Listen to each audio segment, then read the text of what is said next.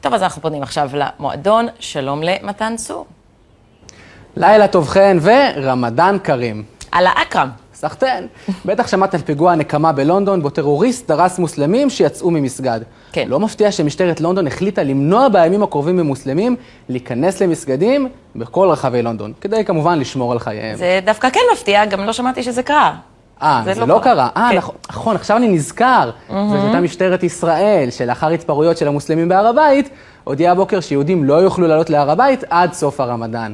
הבנת מה עשיתי כאן? הקבלה. הבנתי, הקבלה זה אמצעי רטורי אפקטיבי למדי. כן, ואם נודע על האמת, הוא גם די מענה. כן. למעשה, בכל פעם שהמשטרה חוששת מהתלהטות הרוחות, היא מונעת מיהודים לעלות להר הבית. יש מקרים שבהם המשטרה מגבילה עליית מוסלמים להר, אבל אלה, איך לומר, קצת נדירים יותר. דווקא יש הרבה דוגמאות להגבלות של עליית מוסלמים לפי חתך גילים, לפעמים זה מגיע לכך שמאות אלפים לא יכולים להיכנס, אבל תמשיך, כן. ועדיין חופש הפולחן לא נמנע מהם באופן קבוע. זה נכון. הר הבית, צריך להדגיש ולומר, הוא המקום הקדוש ביותר לעם היהודי. לכותל יש אמנם חשיבות היסטורית וקדושה מסוימת, אבל הוא רק קיר תמך חיצוני להר הבית. חבל שלא אמרת קודם, לפני כל ההתלהבות סביב הביקור של טראמפ שם. מה הייתה כל ההתלהבות סביב הביקור של טראמפ? אני בכלל לא מבין באופן כללי. תראי, לבוא ולהשאיר פתק בכותל במקום לעלות להר, איך אני אסביר את זה במושגים שלך? זה כמו להגיע לברסרי, לתת כיף למארחת ולברוח.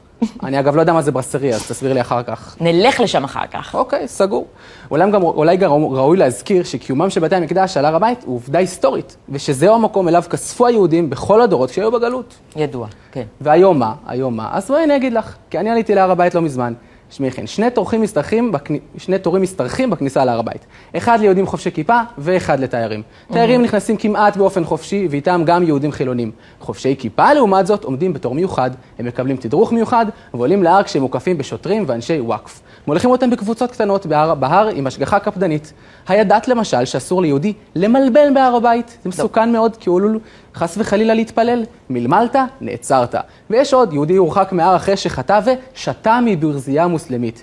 אישה שרצתה להעניק את התינוק הבוכה שלה כשהיא ביקרה בהר, קיבלה איומים משוטר ולבסוף נאלצה להשאירו רעב. זוג הורחק מהר הבית אחרי שלא עלינו, החזיק ידיים. בחייאת, אם הם רוצים שיחזיקו ידיים בבית שלהם, מה זה? אדם נוסף נעצר בגלל שהוא חבש קפוצ'ון. למרות שבמקרה שלו אולי זאת הייתה משטרת האופנה, כי קפוצ'ון, זה הכי שוק בינינו. לגמרי. כמובן שאין בכלל מה לדבר על לעלות להר הבית עם טלית, תפילין או דגל ישראל. כל הדברים האלה יכולים להביא לאינתיפאדה נוספת. אני לא מדבר איתך על הדרת מוסלמים מהר הבית, ממש לא, אלא פשוט על שוויון, שהר הבית יהיה פתוח לכולם, ויתאפשר בו חופש פולחן לכולם. וגם שהמשטרה לא תתאמר באנשים רק בגלל שהם חובשים כיפה, ואולי יש להם אפילו פאות, לא עלינו. נשמע פייר. אנחנו צריכים לעדכן את הלקסיקון. הר הבית הוא לא מקום של קיצונים, הוא סמל יהודי, לא פחות מאשר סמל מוסלמי. אתה יודע, התחלת מקודם עם ההקבלה לאירוע בלונדון, לי זה דווקא הזכיר את מצעדי הגאווה בירושלים, בבאר שבע, שבהם המשטרה גם מונעת מהצועדים ללכת ברחובות שבהם המצעד עלול לפגוע ברגשות הדתיים, היהודים. אז אולי שהמצעד יעבור בהר הבית. זה בכלל שהוואקף ישמחו מאוד נראה לי. לילה טוב, חן. לילה טוב, מתן.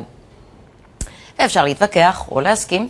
אפשר גם לצפות בכל חברי המועדון שלנו בעמוד הפייסבוק שלנו.